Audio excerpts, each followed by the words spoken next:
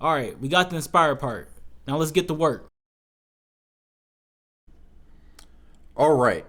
So welcome back to the channel. Basically, this video, I found this really cool video of Earl Watson. I found a couple videos of Earl Watson just explaining basketball and explaining the game that I found really interesting. So I wanted to show Darren. So let's go ahead and check that out. Start with Devin Booker. I had an opportunity to bring him along slowly because they had just paid Eric Bledsoe and Brandon Knight 140 million combined to start in the backcourt. So by me starting Devin Booker was like, whoa, what are you doing? I'm not paying him 70 million, Brandon Knight 70 million come off the bench. But I just saw in the backcourt when you have Brandon Knight and Eric Bledsoe, you had two pattern players. The game was changing, and I knew the game was changing because from my AAU teams, I seen what was coming. That's not going to be sustainable. In the playoffs, you can't have a pattern player with the ball. You're not going to win. So I looked at Devin, and I was already, before I became an interim, I was already working him out, so I knew what he was capable of doing. I was his development coach. So I was like, yo, we're going to switch it. We're going to start him, and that's going to be the role. And people thought I was crazy because at Kentucky, he played as a pattern player, catch and shoot. He wasn't isolated. He came off the bench. And here I am saying as a young coach who just came from the G League, lost in the Western Conference Finals, like, what the hell are you telling us? Like, you know what I mean? But I'm saying, I've been teammates with these players my whole life, similar. And the first week with Book, I put him in limited patterns, a lot of creativity, and I set him in front of the whole team, in front of the whole room. I learned this from UB Brown. I gave everyone a role, tell them how many shots they're gonna shoot, how many minutes they're gonna play, and oh, you ain't gonna play. But if he fucks up, you're gonna take his spot. He has 5 games not to fuck up or secure his spot. Just be ready. You might not like it, but you respect it instead of sitting at the bench wondering, like, you know what I mean? And I looked at Book and I was like, yeah, you're gonna shoot 16 to 21, 22 times a game. And everybody like, I mean, Book is like, what, 18 at the time? Yeah.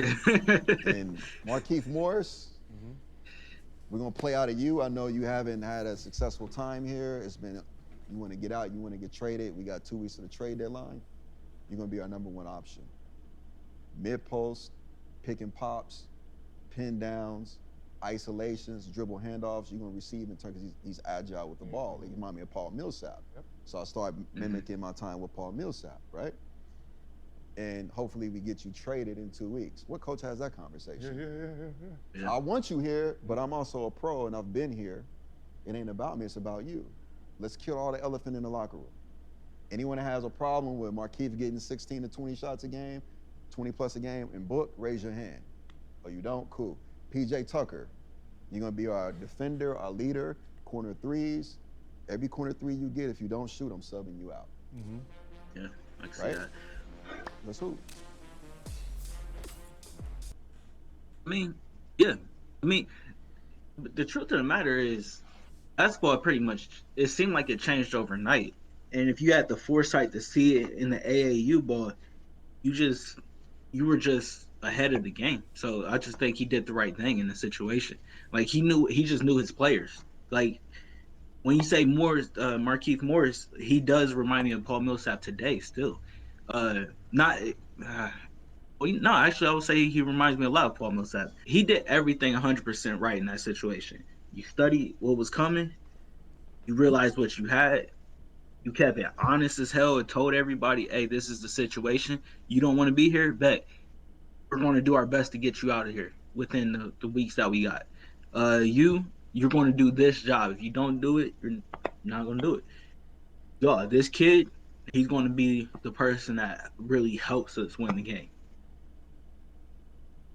Now, your ego as a grown man needs to be a little bit more like, okay, cool, chill, lay back, let this kid develop. Well, it's not even that. I like how he said, if you got a problem with it, tell me now. Yeah, Don't tell me like a week from now. This is your time to say, yo, I don't like that. This is why I don't like that, and we can talk yeah, about it. but Yeah, but I like at the that. I same like that a time, lot. but no, but at the same time, was those players watching Devin Booker to understand what he had in his potential? Bro, like you Because said, they just for paid. example, no. For example, I was gonna say was with Kentucky, he played a similar role as, this might sound a little bit crazy, but as Cam Reddish did to Duke. Like, you're not the number one option on the team. You're more of a catch and shoot guy. And if you get it and that catch and shoot ain't there, we trust you to do a little bit, but not too much. But to see him come in the league to be like, okay, you have complete freedom as a two guard, a little different.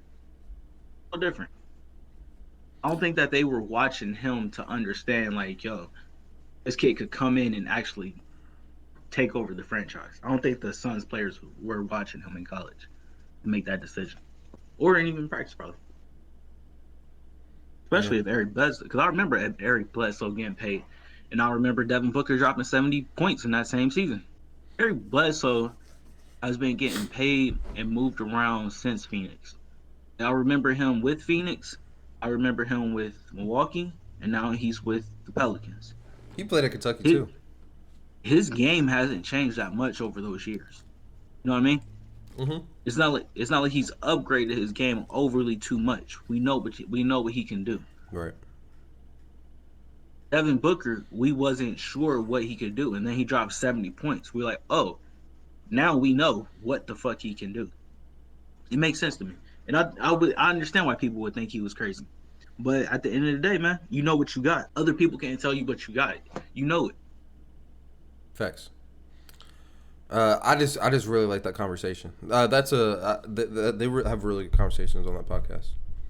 But I think you enjoyed that video as much as I did. So once again, y'all, thank y'all for checking out our video. Make sure you like and subscribe down below. Also, make sure you go to our website, inspiredbyambitionpro.com. We sell hoodies and t-shirts on there.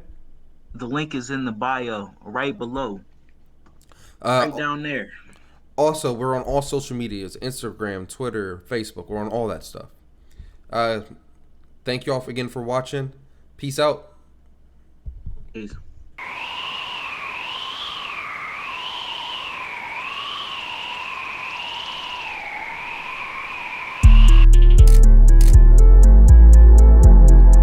From small to triple XL.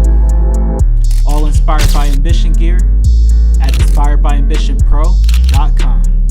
That's www.inspiredbyambitionpro.com.